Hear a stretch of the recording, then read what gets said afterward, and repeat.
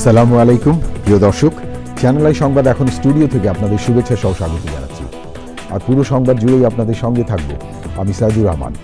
আশা করছি আপনারাও আমাদের সঙ্গে থাকবেন। এখন সবার আগে শুনুন যথারীতি ফ্রেশ আটা ময়দা সুজি সংবাদ শিরোনাম। প্রধান উপদেষ্টার কাছে 4 সংস্কার কমিশনের প্রতিবেদন, জাতীয় নির্বাচন অন্তর্ভুক্তিমূলক, পুলিশের রাজনৈতিক বিবেচনা বাদ দেওয়ার সুপারিশ। জিয়া অরফানেজ ট্রাস্ট মামলা, আপিল বিভাগে খালেদা জিয়া ও তারেক রহমান খালাস, রাজনৈতিক প্রতিহিংসায় সাজা হয়েছিল পর্যবেক্ষণ। লন্ডনে বেগম জিয়ার স্বাস্থ্যের পরীক্ষা নিরীক্ষা চলছে, সর্বাধুনিক চিকিৎসা নিশ্চিতের চিকিৎসকদের প্রত্যাশা।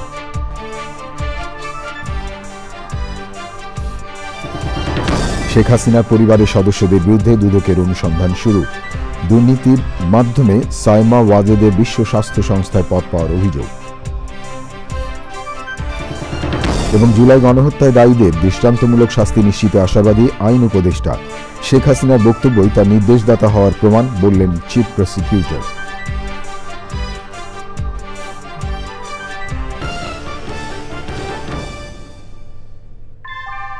আমরা তৈরি করি বিশ্বমানের জার্মান প্রযুক্তির ভূমিকম্প সহনশীল থার্মেক্স রড, যা আপনার স্থাপনাকে নিরাপদ রাখে প্রজন্ম থেকে প্রজন্ম।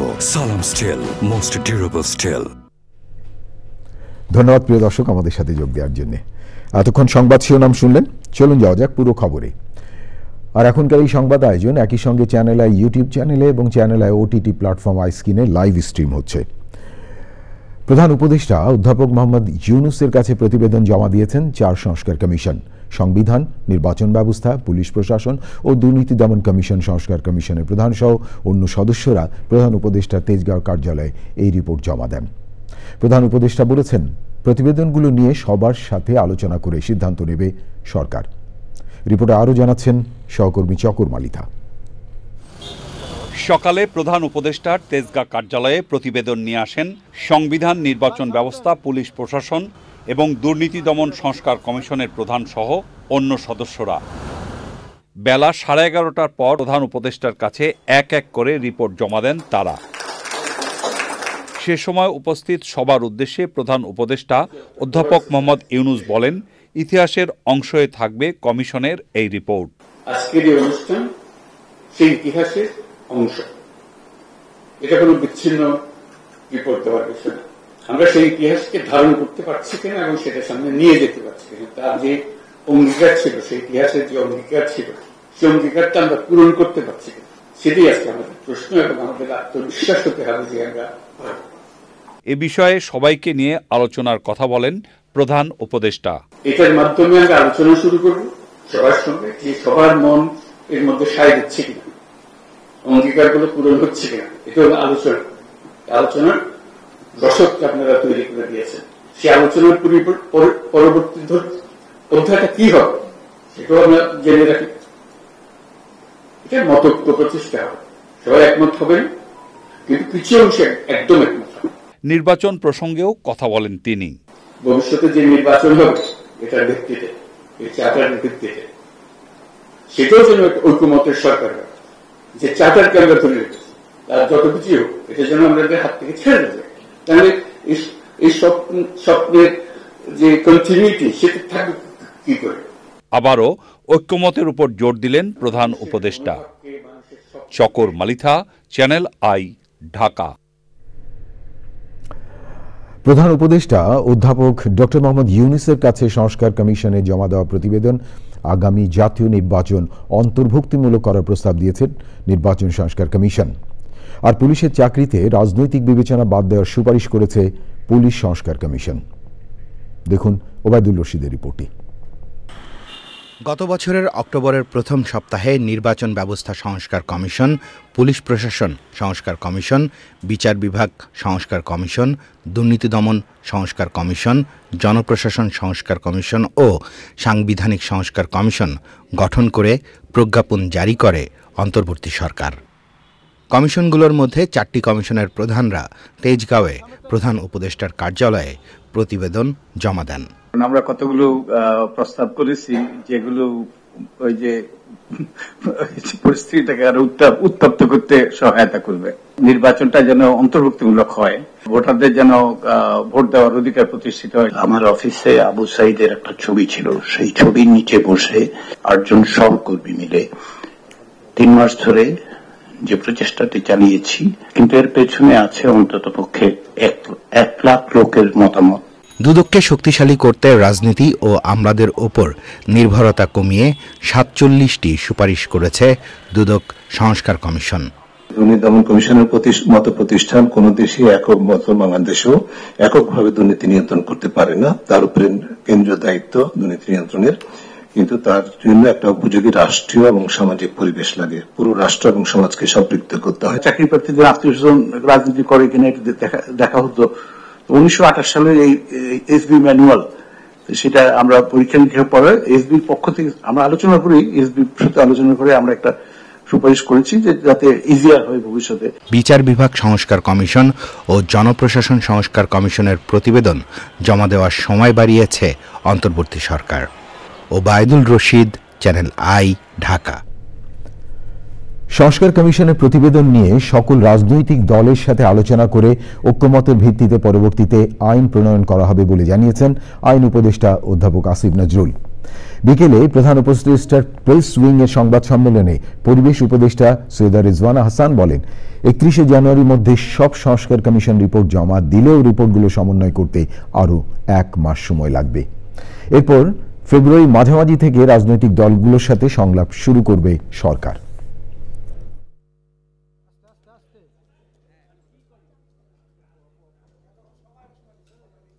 কমিশনের প্রস্তাবগুলোর ভিত্তিতে রাজনৈতিক দলগুলোর সঙ্গে ঐক্যমত প্রতিষ্ঠার জন্য সংস্কার বিষয়ে আলোচনা হবে। এই আলোচনা করার জন্য জাতীয় ঐক্যমত্য কমিশন গঠন করা হয়েছে ডক্টর মোহাম্মদ ইউনূসের নেতৃত্বে, এবং এর সদস্য হিসাবে 6টি কমিশনের প্রধানরা আছেন। ঐক্যমতের ভিত্তিতে আমরা প্রয়োজনীয় আইন এবং নীতি প্রণয়নের কাজ শুরু করব। সামারিগুলো আপনাদের জন্য অ্যাভেলেবল করে দেওয়া হবে আজকে। আগামীকালই একটা প্রজ্ঞাপনের মাধ্যমে 6টি কমিশনের যে কাজের সময়টা সেটা আমরা আরো 1 মাস বাড়িয়ে দেব। আর 31শে জানুয়ারির মধ্যে প্রত্যেক 6টা কমিশনের প্রতিটি কমিশনের পূর্ণাঙ্গ রিপোর্ট আপনারা পেয়ে যাবেন। পাঠ্যপুস্তকে আদিবাসী শব্দ সম্বলিত গ্রাফিতি রাখা না রাখা নিয়ে দুই পক্ষের সংঘর্ষ হয়েছে। এতে বৈষম্য বিরোধী ছাত্র আন্দোলনের নির্বাহী সদস্য সহ অনেকে আহত হয়েছেন। রাজধানী মতিঝিলে জাতীয় পাঠ্যক্রম এবং শিক্ষাক্রম বোর্ড এনসিটিবি ভবনের সামনে এই ঘটনা ঘটে। ক্ষুদ্র নিগোষ্ঠীর উপর হামলার পেছনে আওয়ামী লীগের ইন্ধনের অভিযোগ তুলেছে বৈষম্য বিরোধী ছাত্র আন্দোলন। পরাগানিমের রিপোর্টটি দেখুন। নবম ও দশম শ্রেণীর বাংলা ভাষার ব্যাকরণ ও নির্মিতি বইয়ের পেছনের প্রচ্ছদে আদিবাসী শব্দ থাকা একটি গ্রাফিতি যুক্ত করা হয়েছিল। তা বাতিলের দাবিতে আন্দোলন করে স্টুডেন্ট ফর সভরেনিটি নামের একটি সংগঠন। এরপর সরকার সেটি বাতিলের সিদ্ধান্ত নেয় এবং পাঠ্য বইয়ের পিডিএফ সংস্করণ থেকে সেটি সরিয়ে নতুন একটি গ্রাফিতি যুক্ত করা হয়। পাঠ্য বইয়ে আদিবাসীদের নিয়ে করা গ্রাফিতি পুনর্বহালের দাবিতে সংক্ষুব্ধ আদিবাসী ছাত্র জনতার ব্যানারে ক্ষুদ্র নৃগোষ্ঠীর একটি দল বুধবার পূর্বনির্ধারিত কর্মসূচি পালন করতে যায় মতিঝিলে এনসিটিবির সামনে। অন্যদিকে পাঠ্যপুস্তকে আদিবাসী শব্দ এবং গ্রাফিতি সংযোজনের সঙ্গে জড়িতদের শাস্তিসহ 5 দফা দাবিতে বুধবার সকাল থেকে সেখানে অবস্থান নেয় স্টুডেন্ট ফর সভরেনিটি। কিছু ব্যক্তি আদিবাসী ছাত্র জনতার ব্যানারে আসা মানুষের উপর হামলা চালায়। এতে কয়েকজন আহত হন। তাদের মধ্যে বৈষম্যবিরোধী ছাত্র আন্দোলনের এক নারী শিক্ষার্থীও রয়েছেন। ঘটনার পর পুলিশ লাঠিপেটা করে দুই পক্ষকে সরিয়ে দিয়ে এনসিটিবি ভবনের সামনে অবস্থান নেয়। আমাদের দিক থেকে উভয় পক্ষের প্রতি ছিল তারা শান্ত থাকা এবং তাদের কোনো দাবি দেওয়া, উভয় পক্ষেরই দাবি দেওয়া যদি থাকে আমাদের সাথে আলোচনা করার জন্য, কিন্তু তারা কোনো আলোচনার মধ্যে আমাদের কোনো পক্ষে আসে নাই। বরং তাদের স্লোগান এবং পরস্পর বিপরীতে যে স্লোগান তারা দিয়েছিল তার পরিপ্রেক্ষিতে একসময় উত্তেজিত হয়ে তারা পরস্পরের কাছে পরস্পরের প্রতি আক্রমণাত্মক হয়। এর পরিপ্রেক্ষিতে কয়েকজন আহত হয়। ক্ষুদ্র নৃগোষ্ঠীর উপর হামলার প্রতিবাদে কেন্দ্রীয় শহীদ মিনারে বিক্ষোভ সমাবেশ করেছে বৈষম্য বিরোধী ছাত্র আন্দোলন ও জাতীয় নাগরিক কমিটি। আজকে আপনারা দেখেছেন দীর্ঘ 1.5 যুগের বেশি সময় ফেসিবাদের আমলে যেভাবে আমাদের উপরে নির্যাতন নিপীড়ন করা হতো, সেই নির্যাতন এবং নিপীড়নের আরেকটি আজকে মহড়া সেখানে এনসিটিভির সামনে দেওয়া হয়েছে। যারা অপরাধী তাদের ছবি জাতির কাছে স্পষ্ট, কিন্তু আমরা দেখছি তাদেরকে কোনোভাবে সেফ এক্সিট দেওয়ার জন্য ব্লেমিং গেম শুরু হয়েছে, যেটি আমাদের গত 1.5 যুগের ফ্যাসিবাদী যে কাঠামো রয়েছে, এই কাঠামো রয়েছে সাইক্লিক্যাল যে চর্চাটি অব্যাহত রয়েছে। যে যে জায়গায় দায়িত্বে আছে, হোক স্বরাষ্ট্র মন্ত্রণালয়, হোক অন্তর্বর্তীকালীন সরকার, হোক পুলিশ, কিংবা যে কেউ নিজের দায়িত্বটা যদি ঠিকমতো না পালন করে এবং না করলে তাদের বিরুদ্ধে যদি ব্যবস্থা না নেওয়া হয়, এই অনাকাঙ্ক্ষিত ঘটনা একটার পর একটা ঘটবে। যে কোনো ষড়যন্ত্র রুখে দেওয়ার প্রত্যয় জানান বক্তারা। পরাগ আজিম, চ্যানেল আই, ঢাকা। জিয়া অরফানেজ ট্রাস্ট মামলায় বিএনপি চেয়ারপারসন বেগম খালেদা জিয়া এবং তারেক রহমানকে খালাস দিয়েছে আপিল বিভাগ। নিম্ন আদালত ও হাইকোর্টে দেওয়া রায় বাতিল করে ওই আদেশ দেন আদালত। একই সাথে ওই মামলার সব আসামিকে খালাস দেওয়া হয়েছে। রাজনৈতিক প্রতিহিংসার বশে বেগম খালেদা জিয়াকে সাজা দেওয়া হয়েছে বলে পর্যবেক্ষণ দিয়েছেন সর্বোচ্চ আদালত। দেখুন মাজহারুল হক মান্নার রিপোর্টে। জিয়া অরফানেজ ট্রাস্ট মামলায় 2018 সালের 8 ফেব্রুয়ারি বিশেষ জজ আদালত 5-এর দেওয়া রায়ে সাবেক প্রধানমন্ত্রী বেগম খালেদা জিয়াকে 5 বছরের সাজা ও অর্থদণ্ড দেওয়া হয়। এই রায়ের বিরুদ্ধে একই বছর হাইকোর্টে আপিল করেন খালেদা জিয়া। 2018 সালের 30 অক্টোবর দেওয়া রায়ে হাইকোর্ট খালেদা জিয়ার সাজা বাড়িয়ে 10 বছরের কারাদণ্ডাদেশ দেন। পরে 2024 সালের 11 নভেম্বর আবেদনকারীকে আপিলের অনুমতি দিয়ে হাইকোর্টের রায়ের কার্যকারিতা স্থগিত করেন আপিল বিভাগ। পরে আপিল শুনানি শেষে রায় ঘোষণা করেন প্রধান বিচারপতি সৈয়দ রেফাত আহমেদের নেতৃত্বাধীন 5 বিচারপতির আপিল বেঞ্চ। জাজমেন্টে প্রথমেই বলেছে যে আপিল ইজ অ্যালাউড, সাথে সাথে আরো বলেছেন যে নিম্ন আদালতের যে রায় দেওয়া হয়েছে, হাইকোর্ট যে রায় দেওয়া হয়েছে, সেগুলোকে বাতিল করে দেওয়া হলো। যেই মামলায় যারা আপিল করতে পারেন নাই সকলকেই তিনি খালাস দিয়েছেন এই আদালত।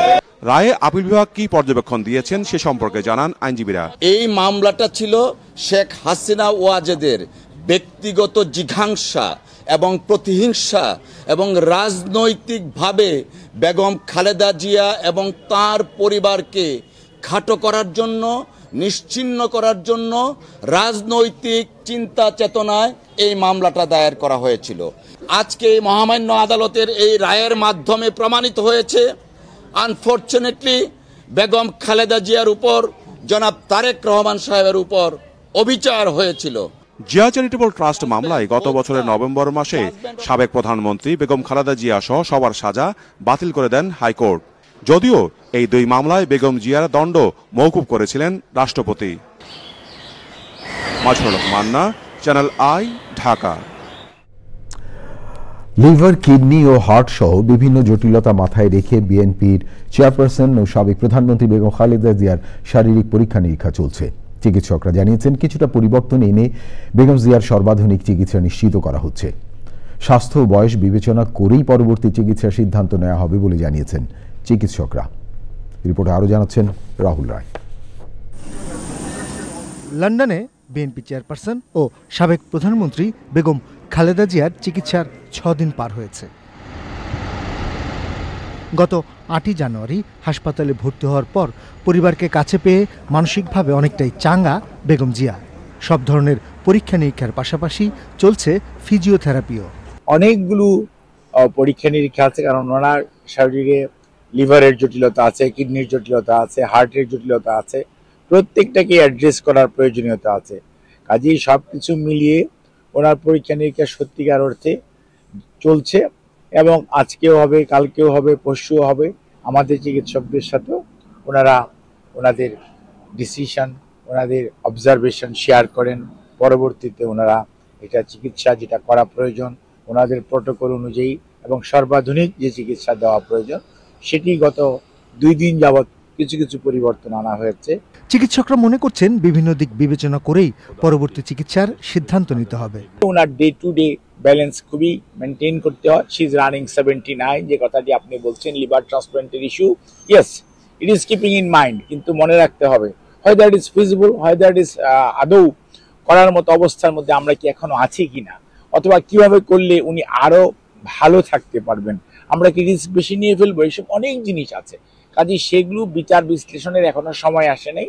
ওনারা সময় করে বিচার বিশ্লেষণ করে তারপরে ওনারা যখন জানাবে আমরাও আপনারা দেখতে পাবেন ইনশাল্লাহ। চিকিৎসকরা জানিয়েছেন আগের চেয়ে অনেকটাই ভালো আছেন সাবেক প্রধানমন্ত্রী।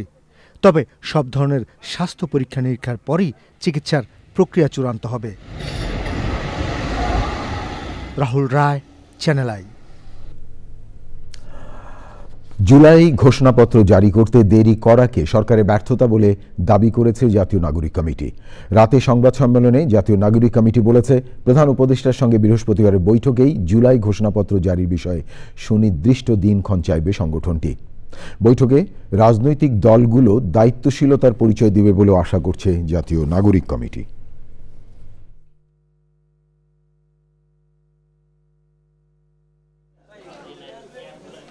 আগামীকালকে একটা ঐক্যমত্যের ভিত্তিতে একটি ডেট তারা পাবলিশ করবেন। আমরাও চাই এটা দ্রুত সময়ের মধ্যেই এটা করা হোক। আমরা অলরেডি 31 তারিখ বলেছিলাম, 15 তারিখ গিয়েছে। যেহেতু সবাই এক টেবিলে এসেছে, আমরা আশা করি দ্রুত এটা প্রকাশ হবে এবং আমাদের জায়গা থেকে আমরা বলি যত দ্রুত সম্ভব, এটা যদি কালকে সম্ভব অথবা এর পরের দিন, যত দ্রুত সম্ভব এটা করা উচিত। অনিয়ম দুর্নীতির মাধ্যমে বিশ্ব স্বাস্থ্য সংস্থার দক্ষিণ পূর্ব এশিয়া বিষয়ক আঞ্চলিক পরিচালকের পদ পাওয়ার অভিযোগে সাবেক প্রধানমন্ত্রী শেখ হাসিনার মেয়ে সাইমা ওয়াজেদ পুতুলের বিরুদ্ধে অনুসন্ধান শুরু করেছে দুর্নীতি দমন কমিশন দুদক। অন্যদিকে সাবেক প্রধানমন্ত্রী শেখ হাসিনার নিরাপত্তা উপদেষ্টা অবসরপ্রাপ্ত মেজর জেনারেল তারিক আহমেদ সিদ্দিকী এবং তার পরিবার এবং শেখ রেহানা মেয়ে টিউলিপ সিদ্দিক ও আজমিনা সিদ্দিক সহ 7 জনের বিরুদ্ধে অনুসন্ধান শুরু করেছে দুদক। রিপোর্ট রুকসানা আমিনের। ক্ষমতার অনৈতিক ব্যবহার করে সাবেক প্রধানমন্ত্রী শেখ হাসিনা তার মেয়ে সাইমা ওয়াজেদ পুতুলকে বিশ্ব স্বাস্থ্য সংস্থার দক্ষিণ পূর্ব এশিয়ার আঞ্চলিক পরিচালক পদে নিয়োগে সহায়তা করেছেন এমন অভিযোগের প্রেক্ষিতে বিষয়টি অনুসন্ধানের সিদ্ধান্ত নিয়েছে দুর্নীতি দমন কমিশন দুদক। প্রধান কার্যালয়ে ব্রিফিংয়ে পুতুলের অনুসন্ধান বিষয়ে বিস্তারিত তুলে ধরেন দুদক মহাপরিচালক।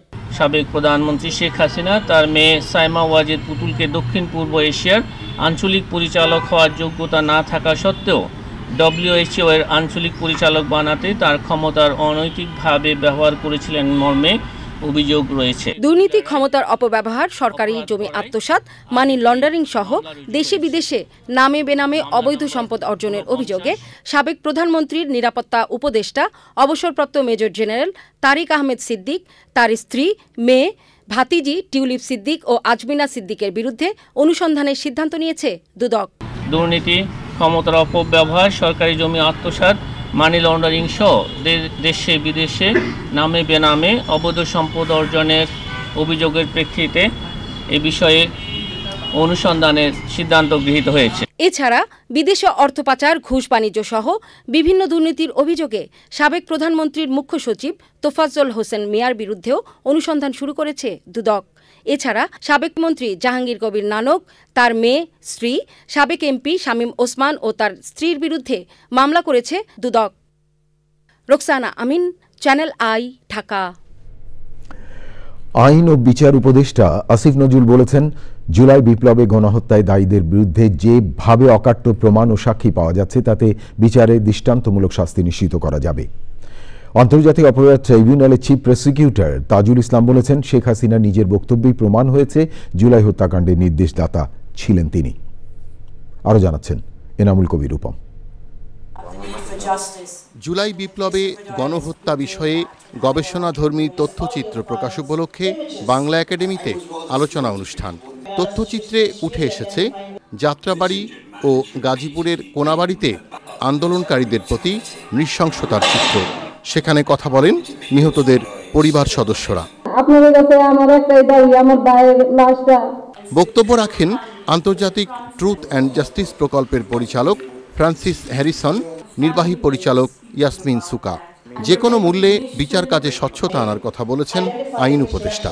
বাংলাদেশের বুকে যেরকম একজন সীমা এরকম জন্ম নিয়েছিল, এইভাবে নিজের দেশের মানুষকে হত্যা করতে পারে, দেখি নিজের চোখে দেখি, জানি এটা হয়েছে, তারপর বিশ্বাস হতে মনে চায় না।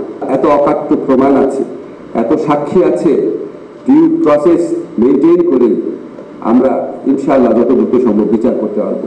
চিফ প্রসিকিউটর বলেছেন, জুলাই হত্যাকাণ্ডের গায়েবী নির্দেশ কোথা থেকে এসেছিল তা নিশ্চিত করা না গেলে বিচার বিঘ্নিত হবে।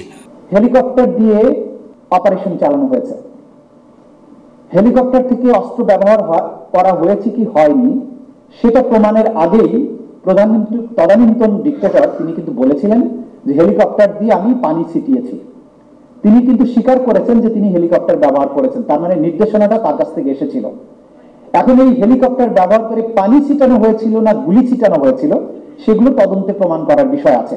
জুলাই বিপ্লবের শহীদদের সংখ্যা এখনো নিশ্চিত করা যায়নি বলে জানানো হয় অনুষ্ঠানে। এনামুল কবির রূপম, চ্যানেল আই, ঢাকা।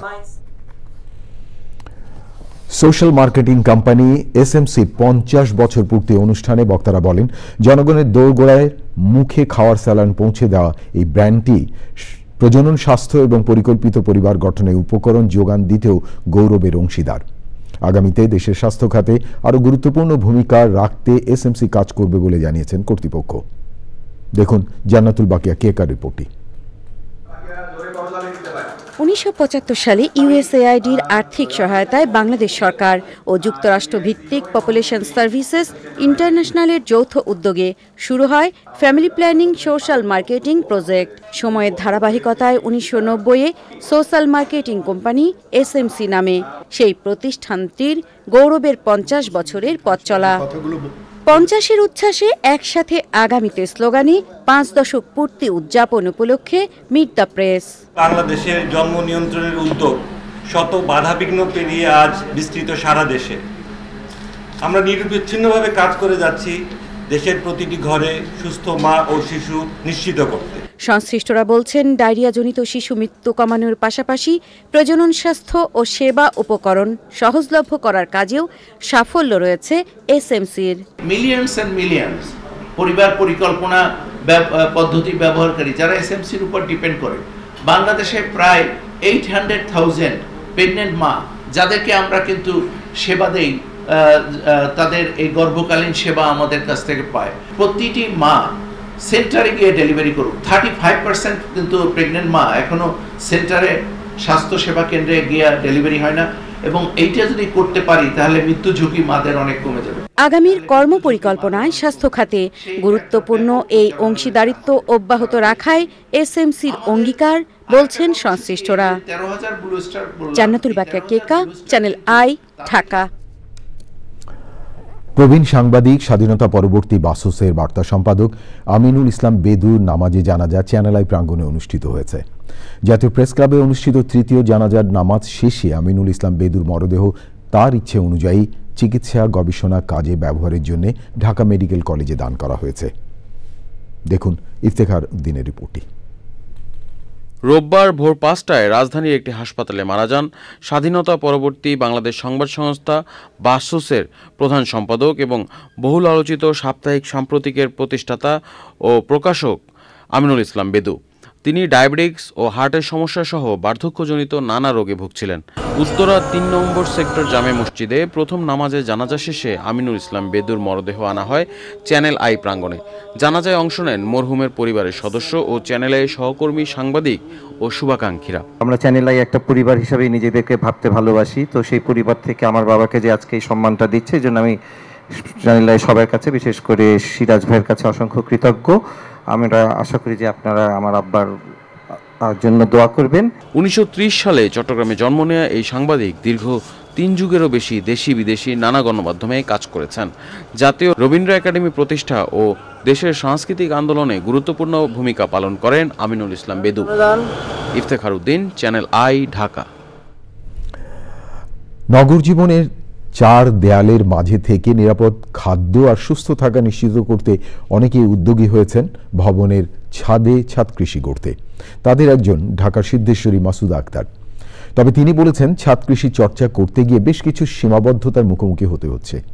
বিস্তারিত জানাচ্ছেন শাইখ সিরাজ। ঢাকার সিদ্ধেশ্বরীতে 2700 বর্গফুট আয়তনের এই ছাদ কৃষির আয়োজনটি শুরু হয় 2016 সালে।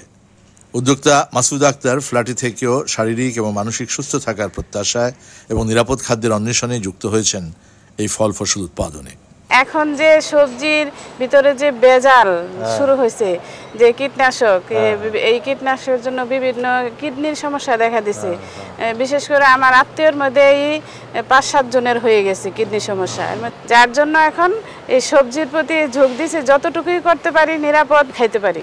এক পাশে ফল ফলাদি আর অন্য পাশে সবজির ফসল, দেখতে একেবারে সবজি ক্ষেতের মতো। এখান থেকে মিটছে পরিবারের সবজি চাহিদার অনেকটাই। এই মরশুমে কত পার্সেন্ট শাকসবজি আপনাকে কিনতে হয়েছে আর কতটুকু আপনি আবার নিজের ছাদ কৃষি থেকে পাইছেন? 50% বাগান থেকে আসে। উদ্যোক্তার দাবি, সবুজ নগর গড়তে ছাদ কৃষির এই চর্চাকে ধরে রাখতে পৃষ্ঠপোষকতার প্রয়োজন। সরকারের উচিত জনগণকে উৎসাহ দেওয়া। সরকারি তরফ থেকে আমাদের প্রতি ছাদ বাগানে বাগানে আসতো, তাহলে মনে আমাদের উপকারই হতো, আমরা জানতে পারতাম, শিখতে পারতাম। শহরের প্রাণকেন্দ্রেও ছাদের উপরে এমন একটি সবজির বাগান হতে পারে যা ভাবাই যায় না। মাসুদ আক্তারের হাতের ছোঁয়ায় তৈরি হয়েছে এই বাগানটি।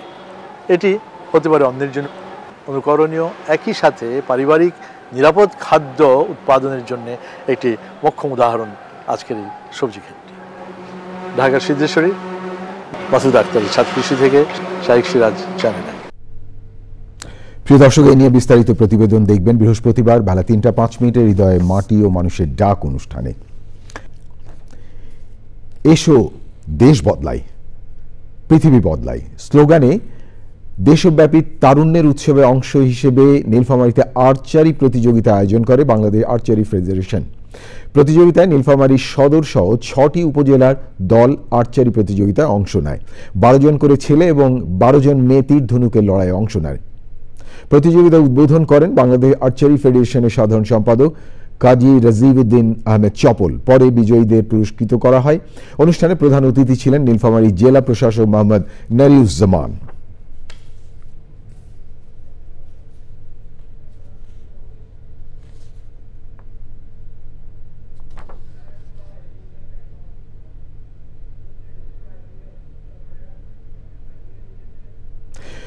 প্রিয় দর্শক, এই ছিল আই স্পোর্টস। এবারে অন্যান্য খবর।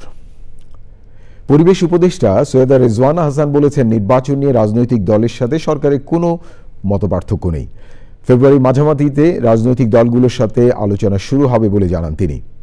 সচিবালয়ে সাংবাদিক সম্মেলনে উপদেষ্টা আরও বলেন, রাজনৈতিক মতপার্থক্যের জন্য প্রধান উপদেষ্টার নেতৃত্বে কমিশন গঠন করা হবে। শান্তিপূর্ণভাবে নির্বাচনের পথে এগিয়ে যাওয়া যাবে বলে আশা করেন তিনি।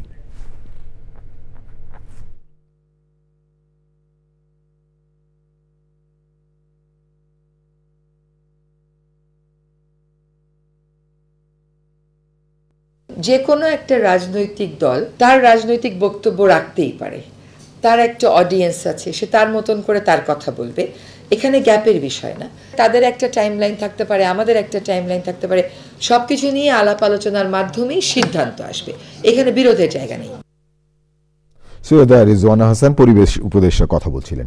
আমার হাতে আরো খবর আছে প্রিয় দর্শক, দেখতে থাকুন চ্যানেল আই সংবাদ। বিরতির পর ফিরে এলাম। ধন্যবাদ প্রিয় দর্শক আবারও চ্যানেল আই সংবাদে যোগ দেওয়ার জন্য। পুলিশকে রাজনৈতিক প্রভাবমুক্ত করে একটি নিরপেক্ষ সংস্থায় উন্নীত করতে কাজ করে যাচ্ছে পুলিশ সংস্কার কমিশন। সরকারের এই উদ্যোগের সাথে পুলিশের সবাই একাত্মতা প্রকাশ করেছে বলে জানিয়েছেন আইজিপি বাহারুল আলম। বুধবার রাজশাহী সারদায় অবস্থিত বাংলাদেশ পুলিশ একাডেমিতে আয়োজিত 40তম ক্যাডেট এসআই ব্যাচের প্রশিক্ষণ সমাপনী কুচকাওয়াজ পরিদর্শন, অভিবাদন গ্রহণ এবং পদক প্রদান শেষে তিনি কথা বলেন। আইজিপি বলেন, পুলিশের মনোবল পুনরুদ্ধারে কাজ করে যাচ্ছে, অপরাধ এবং আইন শৃঙ্খলা উন্নয়নে কাজ করা হচ্ছে।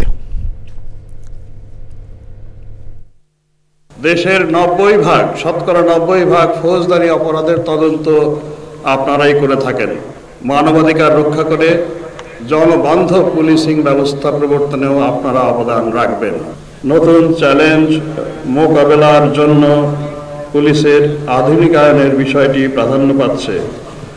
পরিবর্তিত সমাজের সারথি হিসাবে বদলে যাওয়া বাংলাদেশের অগ্রযাত্রায় জনসেবায় আপনারা বিশেষ গুরুত্বপূর্ণ অবদান রাখবেন। নাটোরের নলডাঙ্গায় 18টি বাড়িতে অগ্নিকাণ্ড এবং লুটপাট মামলা থেকে বিএনপি কেন্দ্রীয় নেতা ও সাবেক উপমন্ত্রী অ্যাডভোকেট এম রুহুল কুদ্দুস তালুকদার দুলু সহ 94 জনকে খালাস দিয়েছেন আদালত। নাটোরের অতিরিক্ত জেলা এবং দায়রা জজ আদালতের বিচারক AFM মারুফ চৌধুরী এই রায় দেন। আসামি পক্ষের আইনজীবী এবং নাটোর জেলা আইনজীবী সমিতির সাধারণ সম্পাদক মোহাম্মদ শরীফুল ইসলাম মুক্তা জানান, বিএনপির কেন্দ্রীয় নেতা এবং সাবেক উপমন্ত্রী অ্যাডভোকেট রুহুল কুদ্দুস তালুকদার দুলু এই মামলায় খালাস পাওয়ায় জাতীয় সংসদ সদস্য সংসদ সহ যে কোনো নির্বাচনে প্রার্থী হতে আর কোনো বাধা নেই। তৎকালীন মন্ত্রী রুহুল কুদ্দুস তালুকদার দুলুর ভাতিজা যে গামাকে যারা হত্যা করেছিল তারাই অত্যন্ত সুপরিকল্পিতভাবে ঘটনার 4 বছর পরে এই মিথ্যা মোকদ্দমাটা দায়ের করেছিল এবং যে সকল সাক্ষী দিয়েছে সমস্ত সাক্ষীরাই একে অপরের আত্মীয় এবং গামা হত্যার সকলেই দণ্ডাদেশপ্রাপ্ত আসামি। এ কারণে বিজ্ঞ আদালত তাদেরকে খালাস প্রদান করেছে। ইতিপূর্বে একই ঘটনা থেকে যারা গান পাউডার ছিটা এবং এক্সপ্লোসিভ অ্যাক্টের যে মামলাটা করেছিল মহামান্য হাইকোর্ট বিভাগ ইতিপূর্বে তাদেরকে সে আপিলও মঞ্জুর করেছে। নিউ ইয়র্ক মহানগর উত্তর বিএনপি সভাপতি আহবার হোসেন খোকন দীর্ঘ 16 বছর পর দেশে ফিরেছেন। একই সাথে নিউ ইয়র্ক মহানগর উত্তর বিএনপি সাধারণ সম্পাদক ফয়েজ চৌধুরী এবং সাবেক যুগ্ম আহ্বায়ক AZM জাহাঙ্গীর দেশে ফিরেছেন। সন্ধ্যায় তারা ঢাকার হযরত শাহজালাল আন্তর্জাতিক বিমানবন্দরে পৌঁছান। বিএনপি ও অঙ্গ সংগঠনের নেতাকর্মীরা তাদের স্বাগত জানায়। নিউ ইয়র্ক মহানগর উত্তর বিএনপি সভাপতি আহবার হোসেন খোকন বলেন, প্রবাসে স্বৈরাচার শেখ হাসিনার বিরুদ্ধে আন্দোলন সংগ্রামে ভূমিকা রাখার কারণে রোষানলে পড়েন তিনি।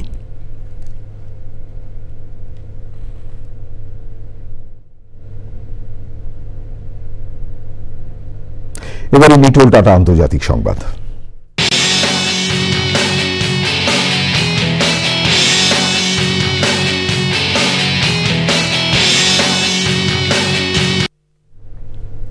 প্রিয় দর্শক, আন্তর্জাতিক অঙ্গনে এখন আপনাদের নিয়ে যাচ্ছি মার্কিন যুক্তরাষ্ট্রের লস অ্যাঞ্জেলেসে। যুক্তরাষ্ট্রের লস অ্যাঞ্জেলেসের ভেঞ্চুরা কাউন্টিতে অটো ফায়ার নামে নতুন আরেকটি দাবানল শুরু হয়। আগামী 24 ঘন্টায় পরিস্থিতি অবনতির আশঙ্কা করছে স্থানীয় আবহাওয়া অফিস। সেখানে নতুন করে শক্তিশালী বাতাস বইতে শুরু করায় দাবানল আরও ব্যাপক আকারে ছড়িয়ে পড়ার শঙ্কা তৈরি হয়েছে।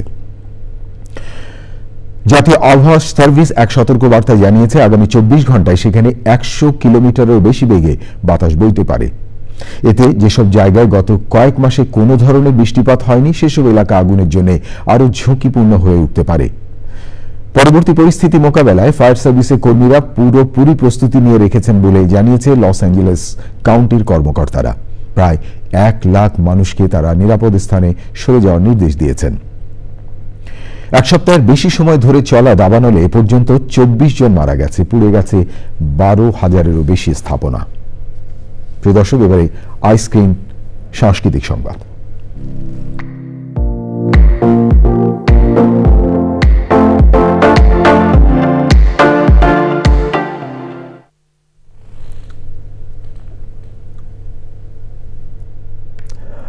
বিনোদনের দুনিয়া ওটিটি প্ল্যাটফর্ম আইসক্রিন দর্শকদের জন্য এবার আইসক্রিনে নিয়ে আসছে সাকিব খান অভিনীত সিনেমা দরদ। এরই মধ্যে আইসক্রিন প্ল্যাটফর্মে টিজার প্রকাশ পেয়েছে সিনেমাটি। শীঘ্রই প্ল্যাটফর্মে সিনেমাটি উপভোগ করতে পারবেন দর্শক। অনন্য মামুন পরিচালিত এই সিনেমায় সাকিবের বিপরীতে জুটিবদ্ধ হয়ে অভিনয় করেছেন বলিউড অভিনেত্রী সোনাল চৌহান। আরও অভিনয় করেছেন পায়েল সরকার, রাহুল দেব, অলোক জৈন, রাজেশ শর্মা সহ তানভীর তারেক, ইমতু রীতি সহ অনেকে।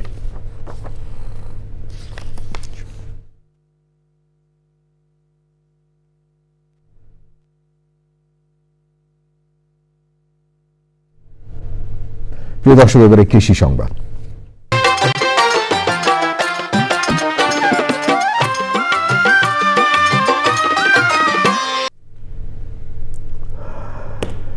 রাজবাড়ীতে হালি পেঁয়াজ রোপণে ব্যস্ত সময় পার করছেন জেলার চাষিরা। বিভিন্ন ফসলের মাঠে কৃষক দলবদ্ধ হয়ে হালি পেঁয়াজ রোপণ করেছেন। রাজশাহী প্রতিনিধি খান মোহাম্মদ জহিরুল্লাহের পাঠানো তথ্য ভিডিও চিত্র নিয়ে দেখুন রাজীব আহমেদের রিপোর্টটি। রাজবাড়ীতে এবছর হালি পেঁয়াজ আবাদের জন্য বীজতলা তৈরি, হালি পেঁয়াজ কেনা, সার কীটনাশক দিয়ে জমি প্রস্তুত, সেচ, শ্রমিক মজুরি সহ প্রতি বিঘায় প্রায় 40 থেকে 60 হাজার টাকা খরচ হচ্ছে কৃষকের।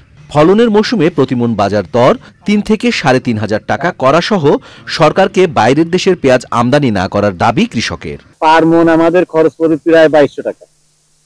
এই 2200 টাকার নিচে যদি আমরা পেঁয়াজ 1 মন পেঁয়াজ বিক্রি করি তাহলে দেখা যাবে যা কম বেচবো তাই আমাদের লস চলে যাবে। ফাইনে ধরেন যে 1 বিঘে জমি চাষ করায় আর সম্পূর্ণ ফসল ঘরে যাতে 50-60 হাজার টাকা খরচ হয়, শেষে আমরা টাকা ফাইনে যাতে সরকারের কাছে অনুরোধ যাতে বাইরের পিস যাতে আমাদের দেশে আমদানি না করে। বাইরের দেশের মাল আনিয়ে যদি আমার দেশে আমদানি করে তাহলে তো আমার কৃষকে বাঁচবে না। কৃষক বাঁচবে না, আমিও বাঁচবে না, কৃষক বাঁচবে না, আর আমরা যদি না বাঁচি সরকারও বাঁচবে না। জেলা কৃষি সম্প্রসারণ অধিদপ্তরের তথ্য মতে এবছর জেলায় 36,020 হেক্টরের মধ্যে প্রায় 31,500 হেক্টর জমি হালি পেঁয়াজ আবাদের লক্ষ্যমাত্রা নির্ধারণ করা হয়েছে। আমাদের দেশে যথেষ্ট পেঁয়াজ রয়ে গেছে, বিদেশ থেকে পেঁয়াজ আসছে, তবে আমাদের যে পেঁয়াজটা এইটা কৃষক এখন 50 টাকা 60 টাকা ধরে বিক্রি করতেছে। পেঁয়াজের দামটা যদি 70 টাকা থাকতো কৃষক লাভবান হইতো। দেশের বাইরে থেকে পেঁয়াজ আমদানি করা হলে ক্ষতিগ্রস্ত হবেন কৃষক বলছেন সংশ্লিষ্টরা। Rajib Ahmed, channel I.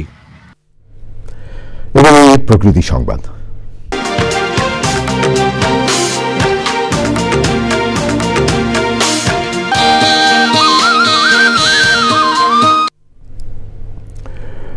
মাদারীপুরের কুমার নদীর জমিতে বহুতল ভবন নির্মাণ করা হচ্ছে। স্থানীয়দের অভিযোগ, পরিবেশ বিরোধী এমন কর্মকাণ্ড বন্ধে প্রশাসনের কোনো উদ্যোগ নেই, তবে প্রশাসন বলছে দখলদারদের উচ্ছেদের তালিকা তৈরি করা হচ্ছে। প্রিয় দর্শক, মাদারীপুর প্রতিনিধি মোহাম্মদ রাহাত হোসেনের তথ্য ভিডিও চিত্র নিয়ে দেখুন আফরোজা আশির রিপোর্টটি। রাজৈর উপজেলার শঙ্করদী টেকেরহাট বাজারের পেছনে নির্মাণ করা হচ্ছে বহুতল ভবন। স্থানীয়দের অভিযোগ, 2 বছর ধরে কুমার নদ দখল করে চলছে এই ভবন নির্মাণ। নদের জমিকে উত্তরাধিকার সূত্রে পাওয়া বলে দাবি করছেন ভবন মালিক। প্রাণ প্রকৃতি ধ্বংসের এমন কর্মকাণ্ড বন্ধে প্রশাসনের কোনো কার্যকর পদক্ষেপ নেই বলে অভিযোগ এলাকাবাসীর। 2-3 আগে বিল্ডিংটার কাজ কিছু করছে, আপাতত বন্ধ ছিল, আবার ইদারিং করতেছে। তারা বলে যে আমাদের যে কোটি সম্পত্তি, আমাদের কাগজপত্র আছে, সেই বলে তারা কাজ করতেছে। উপজেলা প্রশাসন জানিয়েছে নিষেধাজ্ঞা অমান্য করে নদের জমিতে নির্মাণ কাজ চলছে, তবে এ বিষয়ে আইনি পদক্ষেপ নেওয়া হচ্ছে কিনা সে বিষয়ে স্পষ্ট কিছু জানায়নি প্রশাসন। যদি নদী শ্রেণী সম্পত্তি হয়ে থাকে বা আসলে সরকারি সম্পত্তি হয়ে থাকে বা নদীর ভেতরে হয়ে থাকে, সেক্ষেত্রে আসলে আমরা সেই কাজটিতে করার ক্ষেত্রে আমরা বাধা প্রদান করবো বা সেই কাজটি সম্পন্ন করতে দেব না। কুমার নদ রক্ষায় সরকারের উচ্চ মহলের হস্তক্ষেপ দাবি করেছেন স্থানীয়রা। আফরোজা হাসি, প্রকৃতি ও জীবন ডেস্ক, চ্যানেল আই। প্রিয় দর্শক, থাকুন চ্যানেল আইয়ের সঙ্গে। ফিরছি একটু পরে আরো খবর নিয়ে। আবারও বিরতি। 31শে জানুয়ারির মধ্যে চতুর্থ, পঞ্চম ও দশম শ্রেণীর বাকি বইগুলো শিক্ষার্থীদের হাতে তুলে দেওয়া সম্ভব হবে বলে জানিয়েছেন জাতীয় শিক্ষাক্রম ও পাঠ্যপুস্তক বোর্ডের chairman doctor AKM Riazul Hasan. বুধবার গণমাধ্যমকে তিনি জানান, ষষ্ঠ থেকে নবম শ্রেণী পর্যন্ত বাকি বইগুলো দেওয়া হবে ফেব্রুয়ারির মাঝামাঝিতে।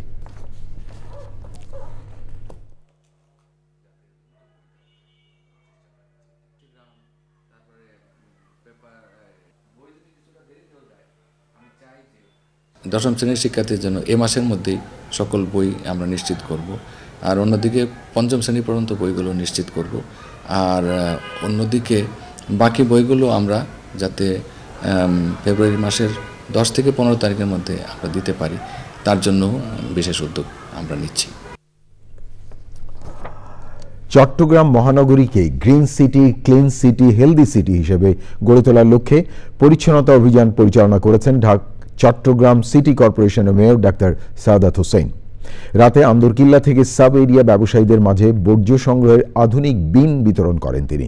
পরিচ্ছন্নতা অভিযানে উপস্থিত ছিলেন সিটি কর্পোরেশনের প্রধান পরিচ্ছন্ন কর্মকর্তা কমান্ডার ইফতেখার উদ্দিন আহমেদ চৌধুরী, টেরি বাজার ব্যবসায়ী সমিতির সভাপতি মোহাম্মদ আব্দুল মান্নান সহ পরিচ্ছন্ন বিভাগের ঊর্ধ্বতন কর্মকর্তারা।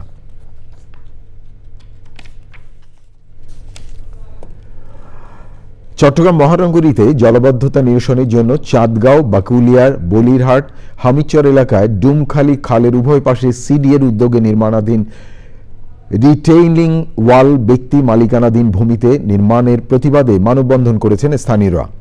পরে প্রতিবাদ সমাবেশে বলিরহাট হামিচর এলাকায় স্থানীয় প্রবীণ সমাজসেবক মোহাম্মদ নুরুল আফসারের সভাপতিত্বে বক্তৃতা করেন মোহাম্মদ মনজুর আলম ও অন্যরা।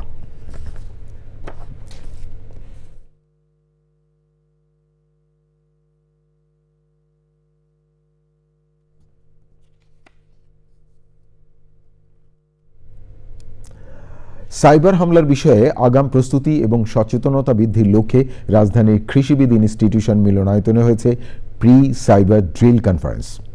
Cyber security penetration testing laboratory AGS quality action লিমিটেডের যৌথ আয়োজনে দিনব্যাপী এই সম্মেলনে কর্পোরেট কোম্পানি, MFI সংস্থা, IT সেবাদানকারী বিভিন্ন প্রতিষ্ঠানের প্রতিনিধিরা অংশ নেন। তথ্য ও যোগাযোগ প্রযুক্তি বিভাগের সচিব শীষ হায়দার চৌধুরী অনুষ্ঠানে প্রধান অতিথি ছিলেন। বিএবির মহাপরিচালক মোহাম্মদ আনোয়ারুল আলম, বেসিসের নির্বাহী পরিচালক ডক্টর মোহাম্মদ মেহেদী হাসান অনুষ্ঠানে বিশেষ অতিথি ছিলেন।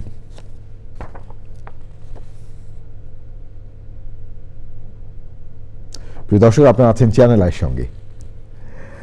আবারও বিরতি। প্রিয় দর্শক, সবশেষ খবরগুলো নিয়ে আবারও ফিরে এলাম চ্যানেল আই সংবাদে।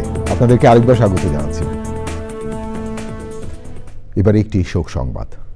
৭১-এর রণাঙ্গনের সৈনিক আজাদ আলী বীর প্রতীকের দাফন হয়েছে। বাদাসর বনানী সামরিক কবরস্থানে তাকে দাফন করা হয়।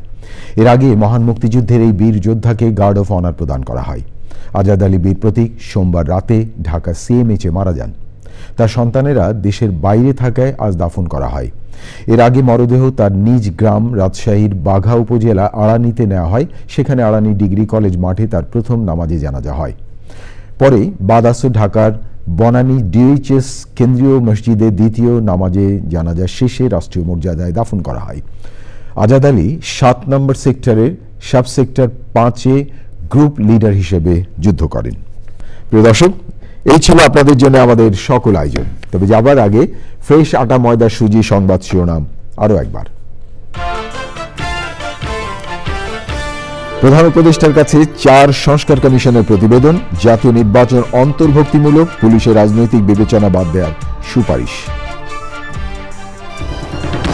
জিয়া অরফানেজ ট্রাস্ট মামলা আপিল বিভাগে খালেদা জিয়া ও তারেক রহমান খালাস, রাজনৈতিক প্রতিহিংসায় সাজা হয়েছিল পর্যবেক্ষণ।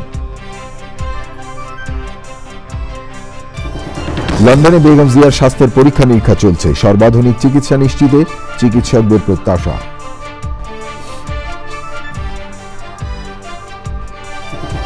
শেখ হাসিনার পরিবারের সদস্যদের বিরুদ্ধে দুদকের অনুসন্ধান শুরু, দুর্নীতির মাধ্যমে সালমা ওয়াজেদের বিশ্ব স্বাস্থ্য সংস্থায় পদ পাওয়ার অভিযোগ।